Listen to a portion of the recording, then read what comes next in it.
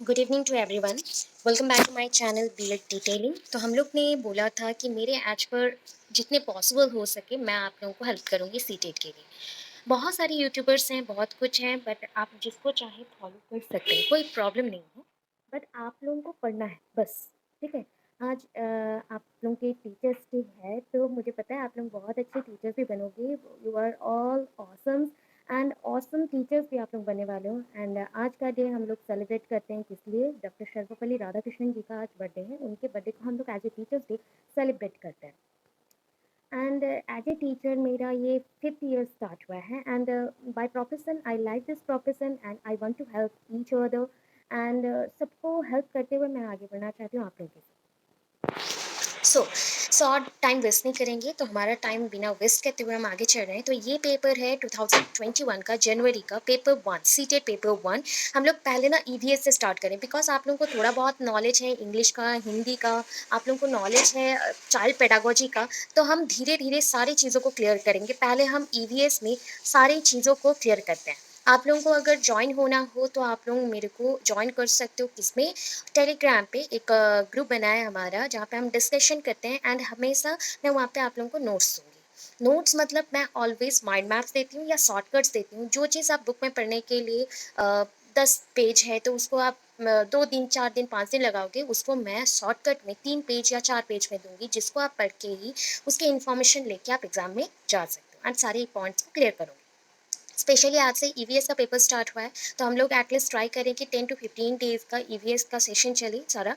And आप चाहो तो जिनको भी ज्वाइन करवाना चाहते हो कर सकते हो। ये फ्री ऑफ कॉस्ट है, मैं कोई पे नहीं लेती हूँ इसके लिए। बाकी मेरे को सपोर्ट करने के लिए आप सब्सक्राइब कर देना एंड शेयर कर देना, इतना ही है। होप आप लोगों से ईवीएस का सिलेबस मैंने इसके प्रीवियस वीडियो में क्लियर किया था। इसके बाद देखो, ये पहले का ना ऑफलाइन सिस्टम में एग्जाम होता था, तो उसमें सेट सिस्टम्स भी आते हैं, सेम क्वेश्चन थोड़ा बहुत हम लोग क्या बोल सकते हैं, सफलिंग करके क्वेश्चंस आते थे क्वेश्चन पेपर में। तो हम लोग उससे नहीं कुछ सोच सकते, बिकॉज अभी ऑनलाइन एग्जाम है। तो ऑनलाइन में भी सफलिंग पॉइंट पे ही आता है, एंड आपको माउस को ही यूज़ करके जस्ट लाइक क्लिक करना है एंड आपका आंसर सेलेक्ट हो जाता है। ओके, अभी हम चलते हैं। आपको पता है पूरा कि ये पेपर कितने मार्क्स का? 150 मार्क्स रहते हैं, 150 का 150 मिनट्स भी रहते हैं। तो उसमें से ईवीएस का हम जाएंगे। ईवीएस का आपको पता है कितना रहता है? ईवीएस 30 मार्क्स का क्वेश्चन है। एंड ईवीएस का जो 30 क्वेश्चन है, 30 डिफरेंट वे से आते हैं। बहुत लोगों ने और बहुत बच्चों ने मुझे पूछा, मैम कोई एक पर्टिकुलर बुक बता दो ईवीएस का। ईवीएस का कोई पर्टिकुलर बुक नहीं होता है, आपको पता है। मैं अगर डेफिनाइट वे में बोलूँ कि एक पेपर पढ़ा दूँ एंड एक चीज़ से, एक बुक से ही आप कर लो तो आपका हो जाएगा, तो ये रॉन्ग होता है कि एक बुक से कभी हम लोग कंप्लीट नहीं कर सकते। मैंने खुद पढ़ के गई थी 2-3 बुक से, उससे भी नहीं आया। कुछ चीज़ें आते हैं जो आउट ऑफ रेंज होता है हमारा, तो वो सब का भी बेसिक आइडिया मैं आपको देते जाऊंगी, जो कि फ्यूचर में केवीएस के इंटरव्यू में, एनवीएस के इंटरव्यू में, बाकी जितने भी एग्जाम्स हैं उसमें भी यूजफुल होंगे आपको। पहला थिंग हम जाते हैं फर्स्ट क्वेश्चन में। सो फर्स्ट क्वेश्चन को हम यहाँ देखेंगे। देखो, सो फर्स्ट वन ये है आपका, विच one of the following is not A union territory. आपको पता है हमारी यूनियन टेरिटोरी कितने? टोटल 9 यूनियन टेरिटोरी है। ठीक है। यूनियन टेरिटोरी हम लोग संघ शासित अंचल बोल सकते हैं। तो उसमें से यहाँ पे लद्दाख, जम्मू कश्मीर, मणिपुर एंड चंडीगढ़। तो आपको पता है इसमें से कौन सा आंसर सही है? क्योंकि लद्दाख, जम्मू कश्मीर, चंडीगढ़ ये सारे संघ शासित अंचल में आते हैं, और मणिपुर ये नहीं आता। इसका मणिपुर का रिलेटेड जो इन्फॉर्मेशन है और यूनियन टेरिटोरी, वो आपको मैं प्रोवाइड कर दूंगी कहाँ? टेलीग्राम ग्रुप में। आप पूरा डिटेल 9 याद रख लोगे। जम्मू कश्मीर, दिल्ली, दामन दीव, दादरा नगर हवेली, अंडमान निकोबर, देन लद्दाख, ये जितने भी नाम है, ले 9 पूरा हमारा यूनियन टेरिटोरीज है। तो मणिपुर हमारा यहाँ पे आंसर है। नॉट बोला गया क्वेश्चन में। हमेशा ना क्वेश्चन को 2 बार पढ़ना। एक क्वेश्चन को आपको सॉल्व करने के लिए 1 मिनट है, तो क्वेश्चन पहले 2 बार पढ़ोगे, जो जितना ईजी क्वेश्चन हो, फिर भी 2 बार पढ़ोगे, फिर सॉल्व करोगे। सेकंड क्वेश्चन में आ जाते हैं। Which among the following, so which among the following produce the crude oil? Crude oil मतलब आपका कच्चे तेल, दैट मीन्स पेट्रोलियम। पेट्रोलियम उत्पादक के हिसाब से कौन से में पेट्रोलियम उत्पादक होता है? कौन सा राज्य आप बोल सकते हो? कौन से 2 राज्य? आपके गुजरात एवं तमिलनाडु जो है ना, वो क्रूड ऑयल के लिए फेमस है। ठीक है, गुजरात एवं तमिलनाडु एंड तमिलनाडु। देन देखिए इतनी सारे क्वेश्चन का आंसर ना आपकी बुक में भी नहीं होगा, तो ये सारा चीज़ आपको लास्ट 10 ईयर्स के जितने क्वेश्चन हैं, और आप बोलो कि आप जो थिंक करते हो ना कि आज मैं 1000 क्वेश्चन कर दूंगा, तो नहीं होता है। माइंड को कूल रखो एंड धीरे धीरे जो इन्फॉर्मेशन दी जाए उसको भी पढ़ो, इसको भी पढ़ो, पढ़ते चलो। एंड उसके साथ और एक चीज़ बता दूं कि आपको सीडीपीज के जो भी थ्योरीज आप पहले कर चुके हैं, ऑलमोस्ट पहले कर चुके हैं, एग्जाम दे के आए हो, तो आप उस पेपर को फिर से एक टाइम रिवाइज कर लो। मेरे बात मानो, रिवाइज कर लो, आपको बहुत ऑलमोस्ट आपका 30 मार्क्स वहाँ से क्लियर हो जाएगा।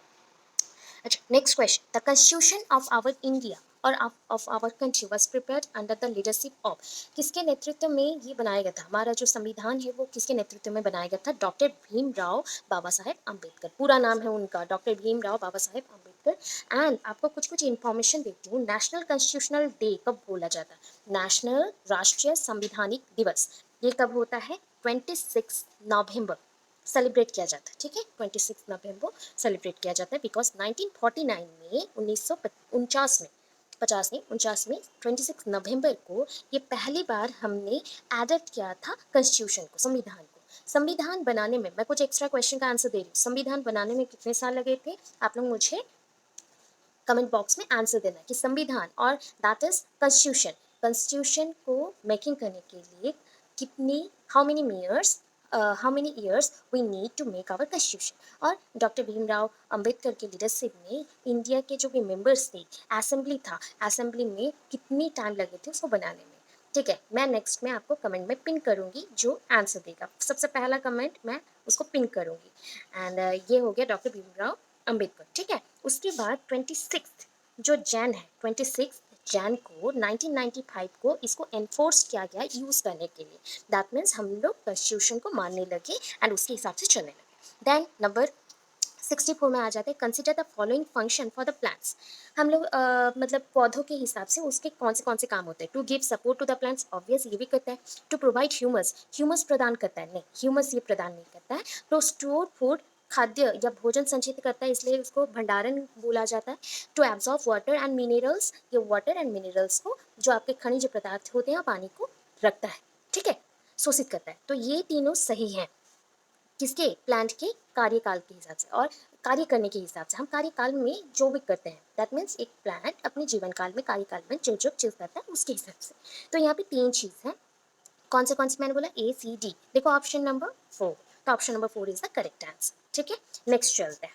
सो नेक्स्ट में आ जाते हैं, दैट इज यहाँ पे देखो मैं बहुत सारी इन्फॉर्मेशन आपको दूंगी। सो यहाँ पे लिखा है पोचमपल्ली, ठीक है, Pochampally. Pochampally is a town southern state, ये दक्षिणी राज्य में एक है, कस्बा है। कस्बा मीन्स हम बोल सकते हैं साउदर्न स्टेट को यहाँ पे कस्बा बोला गया, which is famous for its beautifully design bright colour Pochampally saris and for the special kind of weave.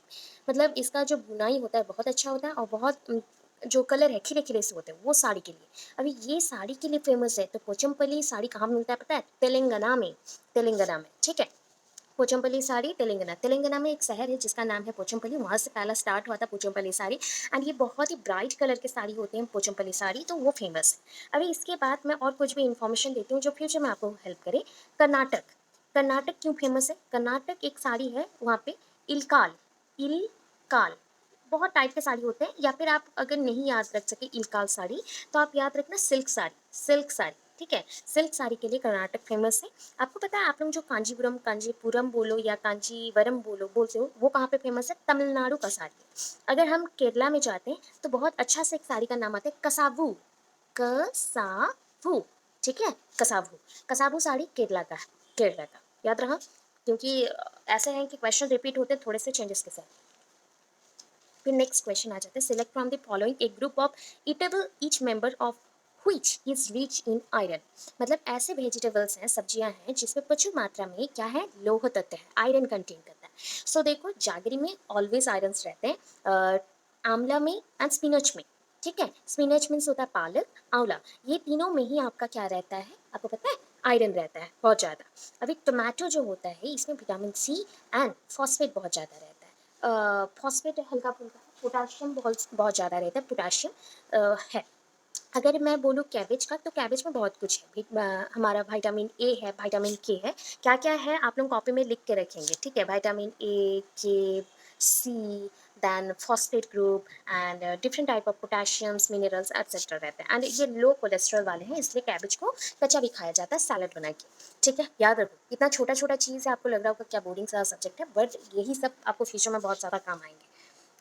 Select from the following a group of birds, each member of which is able to see distinct or that is distinctly the object 4 times as far as we can see।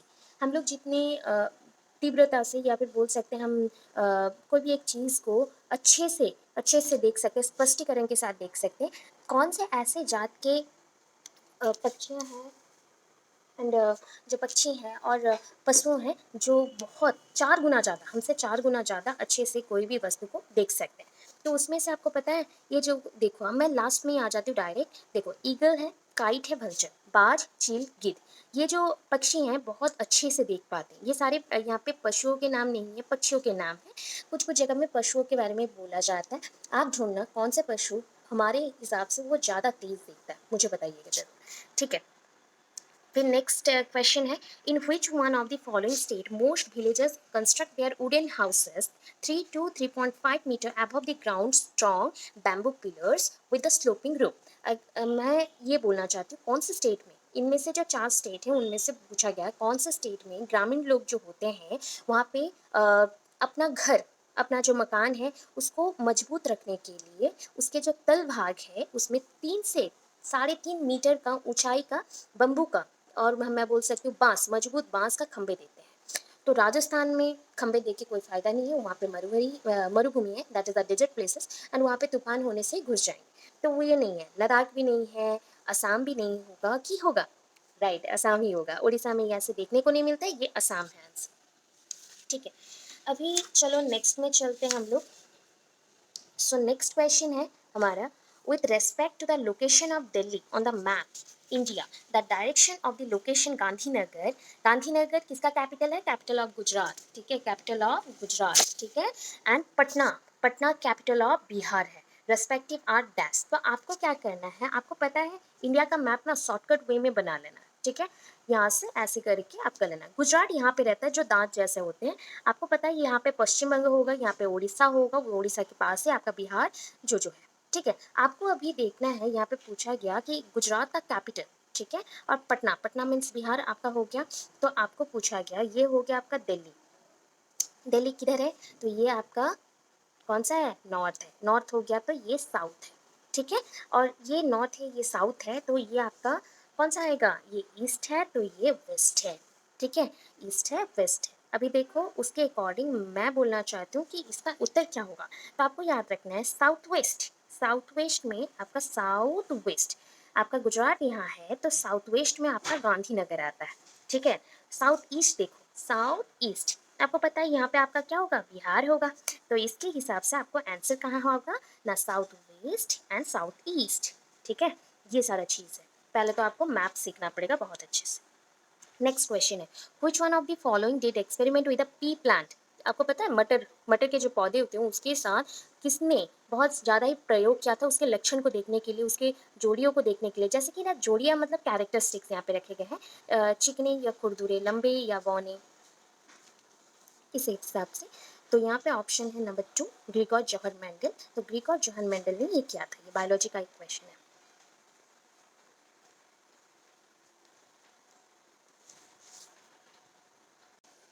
सो अभी हम next question में आ जाते हैं, which of the following is one of the 6 themes suggested in the EVS syllabus as per NCF 2005। 2005 का जो NCF है, national curriculum framework, EVS syllabus में 6 थीम्स को रखे गए थे।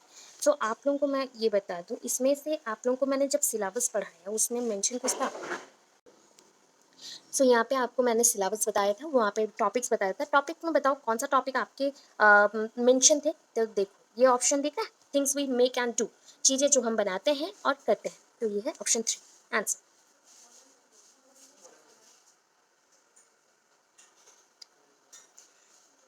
नेक्स्ट क्वेश्चन में चलते हैं। What should be avoided in the anecdotal records.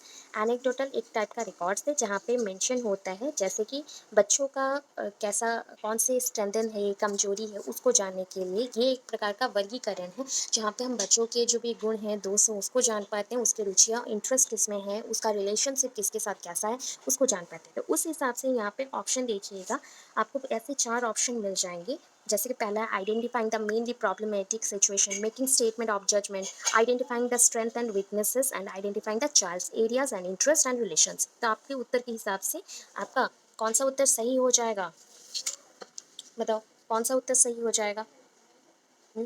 सो ये आपका पहला जो क्वेश्चन है आपको मैं बता दूं, ये इसमें identifying the mainly the problematic situation यहाँ पे बोला गया है कि क्वेश्चन में पहले क्वेश्चन फिर से देखो, मैं पहले क्यों बता रही हूँ कि ये नॉट जैसा क्वेश्चन है।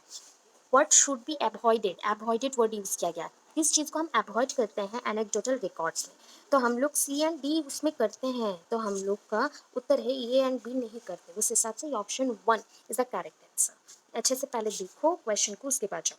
How will you plan for an integrated EVS class. Integrated आप जानते हो, एकीकृत, एकीकृत और एकीकृत बोल सकते हो, मतलब एक साथ सबको जोड़ के पढ़ाना। ईवीएस क्लास में एक साथ सबको जोड़ के पढ़ाना। तो combine two or more subject areas into the lesson or separate all the subject into a different plans, add in separate teachers for the science and social science, add in separate teachers specializing in environmental science. So हम यहाँ पे जब एकत्रीकरण करते हैं या एक साथ जोड़ते हैं दोनों क्लास को, तो हम यहाँ पे सब्जेक्ट्स को भी जोड़ रहे हैं। Combine two or more subjects areas into one lesson. ठीक है, ऐसे जानना पड़ेगा, सीखना पड़ेगा, ऐसे टाइप के क्वेश्चंस आते हैं। अभी देखो Puneet, Puneet gave his class 5 learners N outline of human body. Human body के बारे में एक कक्षा 5 के बच्चों को, शिक्षार्थियों को आपने बताया कुछ ड्रॉ करके, and them to draw and ask them to draw the digestive system. फिर उसको आपने बताया कि आप इसके ऊपर ह्यूमन बॉडी के अंदर डाइजेस्टिव सिस्टम ड्रॉ करके दिखाओ। इसमें बच्चे के कैसे खाना होता है, या फिर ये चैप्टर आप कहाँ पे पढ़ाए थे, फूड चैप्टर में पढ़ाए थे। So Punit wanted to dash, Punit क्या चाहता है, पुनीत चाहता क्या है, test if learners could make लेवल डायग्राम। देखना चाहता है कि परीक्षण ये जो कर रहा है उसमें जो शिक्षार्थी हैं क्या नामांकित करके वो लिख सकता है, डायग्राम बना सकते हैं, या elicit learners ideas about digestion, कितना वो जानता है पाचन जो आपका तंत्र है या पाचन का संबंधित जो पूरा सिस्टम है उसके बारे में। Identify learners with the good drawing skill के बारे में कितना अच्छा से जानता है, या फिर उसके पाचन की प्रक्रिया के ऊपर मूल्यांकन करना चाहता है। That is the evaluate learners on the process of digestion. ये क्या करना चाहता है बताओ, क्या करना चाहेगा। तो ये क्वेश्चन का आंसर होता है कि पुनीत यहाँ पे चाहते हैं कि उनके जो 5 कक्षा के शिक्षार्थियाँ हैं वो एलिसिट और पाचन से संबंधित शिक्षार्थियों के विचारों को प्राप्त करना चाहता है, क्योंकि ये प्राइमरी बच्चे हैं तो उनको कितना नॉलेज है वो जानना चाहता है। ठीक है, अभी नेक्स्ट आते हैं। Which of the following is not correct with respect to formative assessment. आगे हम इस प्रश्न में थे 75 नंबर के। Which one of the following is not correct with respect to formative assessment. Formative assessment means होता है रचनात्मक आकलन। तो रचनात्मक आकलन के बारे में कुछ बता दो। फॉर्मेटिव असेसमेंट एवरीडे बेसिस पे होता है। ठीक है, जैसे कि आप टेस्ट कर रहे हो, ऑब्जर्वेशन कर रहे हो, अवलोकन कर रहे हो, तो हर दिन आप एक बच्चे को देख रहे हो, उसके रिकॉर्ड्स बना रहे हो, वो क्या करता है क्या नहीं करता है, वो चीज़ का जो आपने पूरा एक चर्चा किया है, पूरा एक समझा है, उसको फॉर्मेटिव असेसमेंट बोला जाता है। नॉट करेक्ट बोला गया है, पहले ही आप क्वेश्चन को देखें। जो हिंदी बच्चे हैं वो भी मैं बोल दूँ, आपको ऑप्शन रहता है हिंदी इंग्लिश दोनों में, आप देख सकते हैं, कोई आपको रोकेगा नहीं, तो आप दोनों में देख के फिर क्वेश्चन का आंसर दें। It is to be reported in every quarter of the report card. Quarter means तिमाही, मतलब 3 महीना में एक बार रिपोर्ट देना पड़ता है। It helps the teacher in taking timely action for enhancing learning. It is to monitor students progress. Any information or learning child can help in formative assessment. तो इसके हिसाब से इसका उत्तर आपको क्या लगता है कौन सा हो सकता है। आपको पता है इस प्रश्न का उत्तर अगर आप ढूंढना चाहते हो जो नेगेटिव लग रहा है उसी को चूज़ करें। तो मुझे देखिए ये नेगेटिव लगा कि मैंने तो अभी बोला कि हर दिन आप टेस्ट कर सकते हो, हर 1-2 दिन में आप उसका रिपोर्ट दे सकते हो, तो ये तो तिमाही लिखा गया है, मतलब 3 महीना में एक बार, तो हम इसको नेगेटिव में लेते हैं, तो ये हमारा राइट उत्तर है। ऐसे आप दिमाग को चलाओगे तभी मिलेगा आंसर। फिर है Smita wanted to sensitise her learners about the gender disparity. अभी मैंने कुछ टाइम पहले ही जेंडर स्कूल एंड सोसाइटी का पूरा सब्जेक्ट को क्लियर किया था आपको। जेंडर डिस्पैरिटी आप जानते हो क्या है, लैंगिक विषमता, मतलब आपका लिंग मेरा लिंग अलग है, पुरुष महिलाएं अलग है, बॉय गर्ल ये अलग है। इसके अंदर जो हम क्या करना चाहते हैं, लोगों को बताना चाहते हैं, बच्चों को बताना चाहते हैं, उनको हम रूढ़िवादी जो छवियां हैं उसके प्रति संवेदनशील करना चाहते हैं, अवेक करना चाहते हैं, बताना चाहते हैं। तो उसके लिए कौन सा सजेशन बेस्ट रहेगा?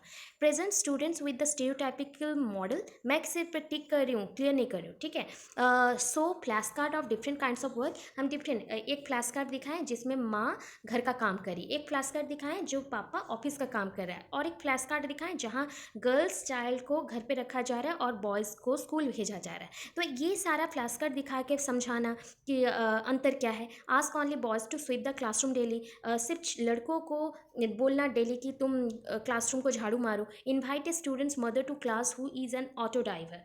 आप अगर लैंगिक और लिंग संबंधित कुछ चीज़ों को बताना चाहते हो कि डिस्पैरिटी मतलब दो डिफरेंट चीज़ों को आप दिखा रहे हो कि एक लेडी क्या कर सकती है, एक जेंट्स क्या कर सकता है, एक पुरुष क्या कर सकता है, महिला क्या कर सकता है, उस हिसाब से ये बेस्ट है। हम कोई भी स्टूडेंट के मदर को बुलाएंगे जो ऑटो ड्राइवर है या घर का काम करके बहुत कुछ किए। अभी 77 नंबर पे आ जाते हैं। यहाँ पे एक पर्सन का नाम मेंशन है, बच्चा का नाम कक्षा भी के और कक्षा 5 के, भी मतलब 5, ठीक है। ये इनका नाम है समयन, और स्मयन बोल सकते हो, Smayan of class 5 usually doesn't do his given class work. वो अपना घर का काम जो होमवर्क कहता है नहीं करता है। The best measures to address the situation could be to. आपको आपके अवस्था के हिसाब से परिस्थिति क्या है उसको देख के क्या उपाय हम दे सकते हैं। एक टीचर प्राइमरी बच्चा है, प्राइमरी क्लास का बच्चा है, तो उनको समझना, उनके अकॉर्डिंग क्लास के वर्क को देना जरूरी है। तो उस हिसाब से ये देखो, talk to him to find his difficulty and adjust class work accordingly. Make another child help complete his work classwork, talk to parents and counsel them and give him attractive and simpler homework। उनको सहज उपाय में हम homework देंगे, या उनके parents के साथ काउंसलिंग करेंगे, या फिर कंप्लीट उनके होमवर्क में किसी और बच्चे को बोलेंगे हेल्प करने के लिए, सहायता करने के लिए, या फिर उनके जो डिफ़िकल्ट और सिचुएशंस हैं जो उनको लगता है कि वो कुछ प्रॉब्लम में फंसे, उसको देखते हुए समझते हुए उनको हेल्प करेंगे, क्लास वर्क देंगे। तो option 1 is the correct one, ठीक है। अभी देखो, Muskan organised a debate on the topic use of diesel vehicles in transportation should be prohibited. Muskan एक डिबेट कंपटीशन ऑर्गेनाइज करती है, ठीक है। उसमें उन्होंने डिबेट कंपटीशन का टॉपिक क्या रखा, परिवहन में डीजल वाहनों का उपयोग निषिद्ध होना चाहिए, इस विषय पर उन्होंने किया, ठीक है। So what is the purpose of organising this debate? क्या मुस्कान का इस विषय पे आयोजन था, उद्देश्य था सबको बताने का?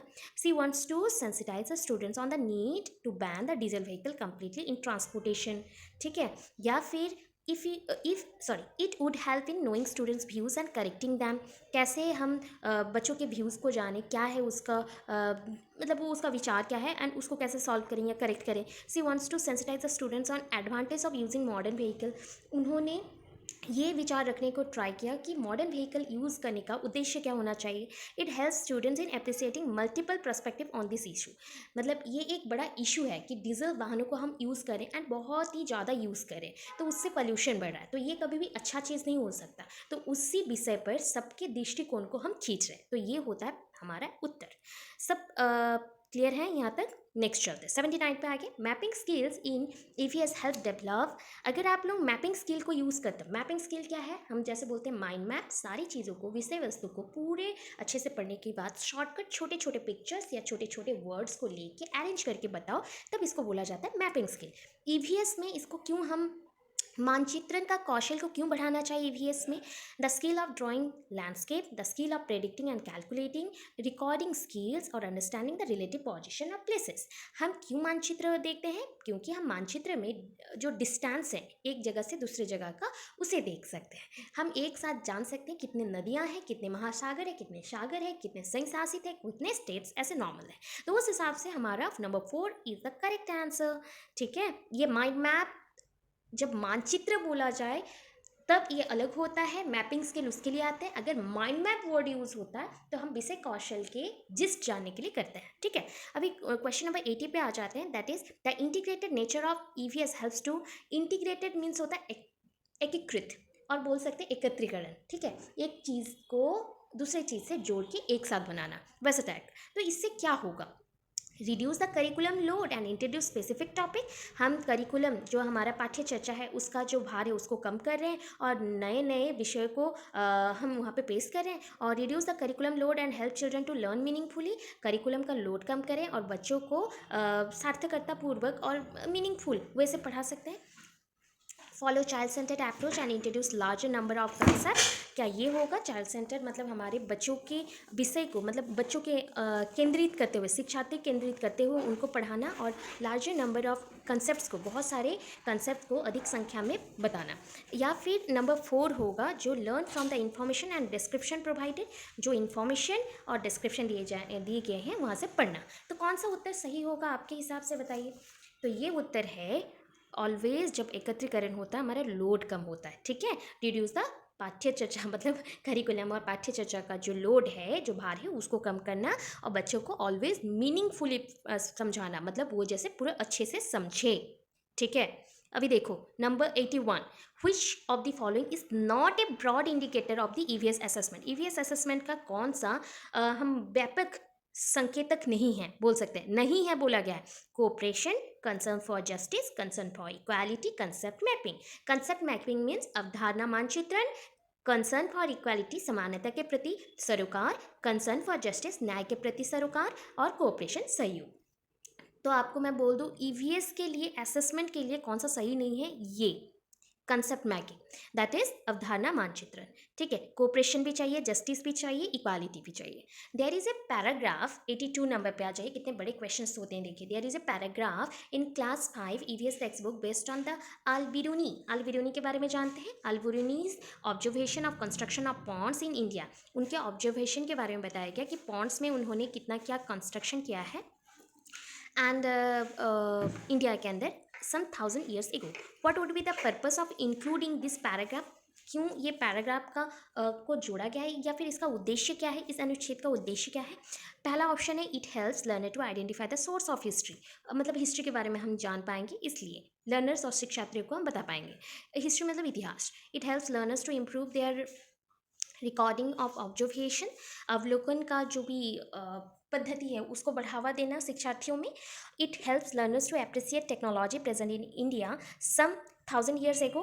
कैसे वो लोग पहले के टेक्नोलॉजी को यूज़ करते थे 1000 साल पहले, उसको अप्रिशिएट करना, उसको समर्थन करना, उसको हम सराहना करना, मतलब सपोर्ट करना। It helps learner to appreciate the role of evidence in history. कैसे लर्नर्स उस टाइम पे सीख पाते थे और साक्षर होते थे, उस भूमिका को दिखाना। तो ये कौन सा उत्तर होगा? आपको पता है अल-बिरूनी जो थे उन्होंने बोला कि इंडिया में इतने सारे मतलब पॉन्ड बनेंगे, तो उसका एक मानचित्रण बनाया, तो उससे क्या होगा, ये 3 ऑप्शन करेक्ट हो जाएंगे। ये वाला हम रोल ऑफ एविडेंस को सिर्फ मतलब सपोर्ट करके या फिर अप्रिशिएट करके हमें कुछ नहीं मिलेगा। तो ऑप्शन नंबर कैसे आप चूज़ करेंगे? देखो यहाँ पे बोला गया है अल-बिरूनी इतने सारे बारे में बोले हैं, सो उस अकॉर्डिंग इस पर्पस हो गए कि ये हमें सिखा रहे हैं कि हिस्ट्री क्या है, 100 साल पहले लोग कैसे रहते थे, कैसे क्या चलता था, एंड एविडेंस दे रहे हिस्ट्री के बारे में जिसको हम यूज़ करके अभी आगे बढ़ सकते हैं। बट अवलोकना और रिकॉर्डिंग से हमें कुछ नहीं मिलेगा। ठीक है, ये तीनों हैं, तो उस हिसाब से ACD मतलब option number 2 is the correct answer. आपको चूज भी करना पड़ेगा, लगेगा कि सारा आंसर सही है बट ऐसा नहीं होता, चूज करना पड़ता है। Then 83, with over 50 students in her class, Vani wants to engage them in an activity which involves maximum number of senses to enhance learning. So with over 50 students मतलब हम बोल सकते हैं अपनी कक्षा में 50 से अधिक छात्रों के साथ वानी उन्हें एक ऐसी गतिविधि से जोड़ना चाहती है जिसमें सीखने को बढ़ाने के लिए अधिकतम संख्या में इंद्रियां शामिल हो। दैट मीन्स आपका सेंसेस वहाँ पे लर्निंग में इन्वॉल्व हो। तो which of the following activities will be suitable for this purpose? Inviting resource person from the community to demonstrate their skills, और हम बोल सकते हैं यहाँ पे कि इंक्रीजिंग ग्रुप डिस्कशन, हम ग्रुप डिस्कशन को बढ़ावा देंगे। Using smart classroom for relevant audio visual materials को यूज़ करके हम स्मार्ट क्लासरूम में पढ़ाएंगे। ऑर्गेनाइजिंग फील्ड ट्रिप, आपको जब भी ईवीएस का बात आए तो आपको याद रखना है फील्ड ट्रिप सबसे इंपॉर्टेंट है। आप कोई जगह को देख के, छोटे बच्चे हैं स्मार्ट बोर्ड से क्या समझेंगे, छोटे बच्चे हैं, आप लोग उनको जाके कुछ भी बोलते रहेंगे वो सुन के कितना समझ पाएंगे। इससे अच्छा है कि उनको घुमाने ले जाओ, उस जगह को वो देखेंगे, समझेंगे और बहुत सारा चीज़ों को जानेंगे। क्लास 5 के बच्चे हैं ना, अच्छा 84 में आ गए। Why does Iqra encourage her learners to read newspaper and magazines in EVS। सो हमें इकरा एक पर्सन का नाम है, अपने शिक्षार्थियों, एक टीचर है, उन्होंने अपने शिक्षार्थियों को EVS में समाचार पत्र और पत्रिकाओं को पढ़ने के लिए क्यों प्रोत्साहित किया, मतलब प्रोत्साहित किया, इंकरेजमेंट किया। These are entertaining resources available. These help learners to engage with the real world. These helps learner to become independent. These help learners to become competitive। छोटे बच्चों को कम्पिटिटिव होना नहीं पड़ता है, इंडिपेंडेंट भी होना नहीं पड़ता है, या फिर एंटरटेन भी होना नहीं पड़ता है। ईवीएस के अकॉर्डिंग, ईवीएस के अकॉर्डिंग रियल वर्ल्ड से जोड़ना होता है। तो option number 2 is the correct answer. Then आया 85 number, questioning as a strategy. Questioning जैसे पर्यावरण अध्ययन में प्रश्न करने को एक युक्ति के रूप में उपयोग किया जाता है। प्रश्न उत्तर, हम लोग क्वेश्चनिंग स्ट्रैटेजी पढ़े थे, तो इसको क्यों किया गया है, इससे क्या होता है बच्चों में पता है आपको? मेंटेनिंग डिसिप्लिन और अनुशासन में बचे रहेंगे। ड्राइंग अटेंशन, आप किसी का ध्यान खींच रहे, आकर्षित कर रहे, या प्रोमोटिंग एडहेरेंस टू रूल्स, कोई रूल्स में उसको स्टिक कर रहे हैं, नहीं। एरोजिंग क्यूरियोसिटी इन द क्लासरूम, कक्ष में जिज्ञासा को बढ़ाना, बच्चों के माइंड में आना चाहिए, मैडम ये क्यों हुआ, वो क्यों हुआ, ये क्या है, उस चीज़ को बढ़ाना, ठीक है, उसके लिए क्वेश्चनिंग है, क्वेश्चन करेंगे ना। देन नेक्स्ट आते हैं, दैट इज 86 नंबर पे, in which one of the following state the meaning of तोरांग इज जंगल। कौन सा स्टेट में तोरांग का अर्थ होता है जंगल, ठीक है? झारखंड, मैं डायरेक्ट बोल दी झारखंड, ठीक है, याद रखो तोरांग झारखंड में होता है। अभी ये क्वेश्चन को ना आप समझो बहुत अच्छे से, हम लोग उत्तर भी नहीं देखेंगे, क्वेश्चन को देखेंगे, ठीक है। Your house is located at x, आप थिंक कर लो, मैं आपको समझाती हूँ, आप सोच लो कि आपका घर है एक्स पे, ठीक है, एक बिंदु बना दी एक्स पे, and your school is located Y, school आपका यहाँ पे है, जिसका हमने अंकित कर दिया नाम वाई से, ठीक है। But you can not go straight, आप सीधे नहीं जाएंगे सीधे, ठीक है। So you first go 125 meter due south, आप साउथ की तरफ जाएंगे, ठीक है, आप साउथ की तरफ जाएंगे। साउथ, आपको याद होगा कि साउथ मतलब क्या है, कौन सा है साउथ? साउथ मीन्स दक्षिण, ठीक है, मैं क्लियर करके फिर बता रही हूँ, ये एक्स है, ये वाई है, ठीक है।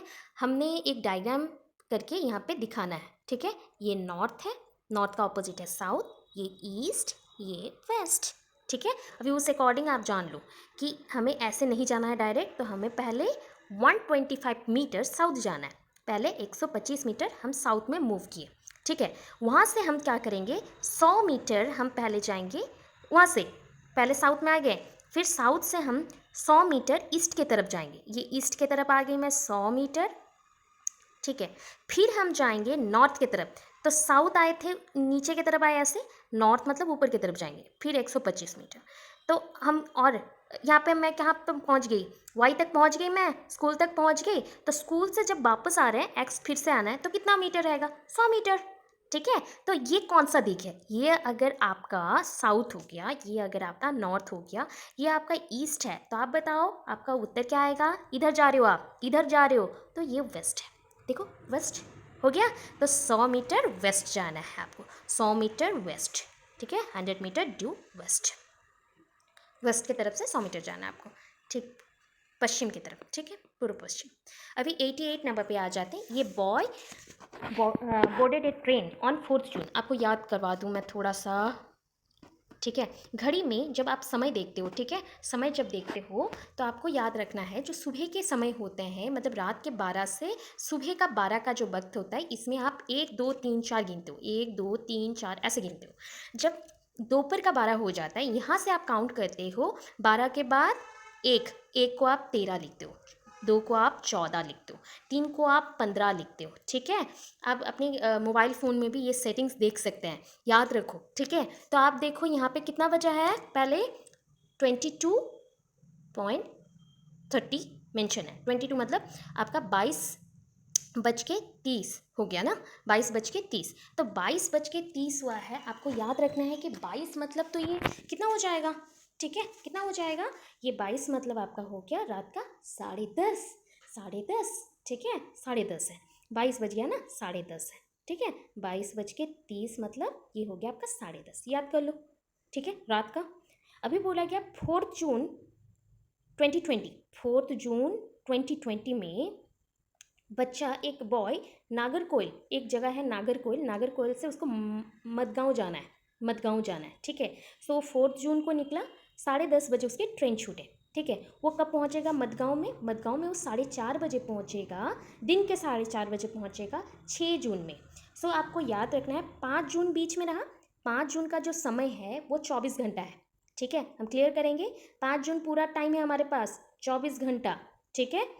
6 जून का 4:30 बजे वो पहुंचने वाला है, तो 12 से काउंट कर लीजिए। 4.5 घंटा 6 जून का कितना मिला? 4.5 घंटा। 12 से हम काउंट कर रहे हैं। सो ये मैं अंडू कर लेती हूँ। 4.5 घंटा मिल गया। और इधर आपके पास 4 जून का कितना टाइम है? कितना टाइम है? 1.5 घंटा। 4 जून का 1.5 घंटा ऐड कर लीजिए सारा, कितना हो जाएगा? पूरा टोटल हो जाएंगे आपके 29 घंटे। ठीक है, 29 घंटे बोल रहे, सॉरी। ये देखो, ये है 30 1 घंटा, ये हो गया 4 1 5 6 घंटा, मतलब 30 घंटे हो गए टोटल। मुझे नागरकोइल से मडगांव जाने के लिए 30 घंटे लगे। अभी ये 30 घंटे को आप क्या करेंगे? ये 30 घंटे और ये मेरा टाइमिंग है, मतलब ये जो नागरकोइल से मडगांव जाने में इतना इतना किलोमीटर्स है होते हैं, इतने किलोमीटर्स को डिवाइडेड बाय जो टाइम पीरियड है डिवाइड कर दो। दैट मीन्स 30 घंटे से डिवाइड कर दो, आपका उत्तर आएगा 2। ठीक है। ये फॉर्मूला होता है आपका distance by time, S equals to distance by time. आपको स्पीड निकालना है, जो चाल है, एक गाड़ी का चाल है, आप कौन सा स्पीड में गए इतने टाइम में पहुंचेंगे। आपका स्पीड ये पूछा गया, जो औसत चाल है लगभग, उसको हम स्पीड बोलते हैं। ये है तो डिस्टेंस जो 1145 है, टाइम है 30 आवर्स, डिवाइड कर लो मिल जाएगा। ठीक है। और 2 क्वेश्चन है, which one of the following statement is not true for the honey bees and bee hives. Bee hives मतलब जानते हो, मतलब ये जो मधुमक्खियों के छत्ते होते हैं और मधुमक्खियाँ, उनके हिसाब से कौन सा सही नहीं है। आपको पता है मधुमक्खियों में 3 प्रकार के मधुमक्खियाँ होते हैं, एक होता है ड्रोन, एक होता है वर्कर, एक होता है रानी मधुमक्खी। रानी मधुमक्खी अंडे देते हैं क्योंकि वो सबसे बड़े होते हैं आकार में। वर्कर हैं जो सारा काम करते हैं छत्तों का। एंड जो ड्रोन मैंने बोला वो जेनरली मेल होते हैं। एंड वो क्यों इम्पॉर्टेंट है? क्योंकि वो रानी मधुमक्खियों के साथ संबंध बनाते हैं, सो दैट बच्चे आते हैं और उसके बाद वो मर जाते हैं। तो इसीलिए छत्तों में सबसे इम्पॉर्टेंट चीज़ है कौन? हम बोल सकते हैं क्वीन भी सबसे इम्पॉर्टेंट है। क्वीन ये इम्पॉर्टेंट है। मोस्ट ऑफ द वर्कर्स जो भी हैं हाइप में, हाइप मतलब छत्ते, वो वर्कर बीज होते हैं। फ्यू मेल्स होते हैं हाइप में, but males bees are very important for hive. छत्तों के लिए नर मक्खियाँ बहुत इंपॉर्टेंट है। ये सही नहीं है, तो ये सही नहीं है, नॉट ट्रू पूछा गया, इसलिए हमारा करेक्ट आंसर ये होगा। बार बार सुनो, उसके बाद जानोगे। Last question, today we can not think of food without chillies. हम लोग तीखा जो पन होता है हमारा, हम कल्पना भी नहीं कर सकते मिर्च के बिना। These were brought to our country by the traders coming from dash. मतलब ये किसके, कौन से व्यापारी के द्वारा हमारे देश में आया था मिर्च? कौन से व्यापारी के द्वारा आया था पता है? South America. South America. ठीक है, साउथ अमेरिका। वैसे हमारे देश से जो ये थे, क्या बोल सकते हैं, गोल्की आप लोग बोलते हो, ब्लैक पेपर, वो मतलब ये किया जाता है, एक्सपोर्ट किया जाता है। कैसे होता है, किसने किया था पहला? आप मुझे कमेंट सेक्शन में बताएं। मैं 3 क्वेश्चन डाली हूँ आपको, मैंने पूरे वीडियो में 3 प्रश्न पूछे हैं। वो 3 प्रश्नों का मुझे उत्तर आप मुझे कमेंट बॉक्स में बताएंगे। आई होप आज का वीडियो आपको अच्छा लगा एंड आपको पता चला कि किस टाइप के क्वेश्चन आते हैं। इसी टाइप के क्वेश्चन आएंगे पेपर 1 में। एंड आप यहाँ पे कहीं से भी पढ़ लो, बहुत पढ़ना पड़ता है ईवीएस क्लियर करने के लिए। उससे कुछ कुछ प्रश्न बहुत ईजी हैं जो आप कर लोगे, थोड़ा दिमाग लगाओ तो, और कुछ प्रश्न हैं जिसे टाइम लगता है। सो आई होप आज का वीडियो आपको अच्छा लगेगा एंड हैप्पी टीचर्स डे। आप लोग बहुत ही अच्छे टीचर्स बनो फ्यूचर के लिए एंड गुड लक। एंड हाँ, ज़रूर से ज़रूर शेयर कर देना सबके साथ। रात को मैं 9-10 बजे आपको एक अध्याय का पूरा नोट्स दे दूँगी। नोट्स मतलब सिर्फ छोटे छोटे पॉइंट्स में बताया जाएगा कि क्या क्या टॉपिक है क्या है, क्योंकि उसके बाद जब 8 टॉपिक खत्म हो जाएगा उसके अंदर ही क्वेश्चंस मैं फिर डालूँगी। ठीक है। So have a good day and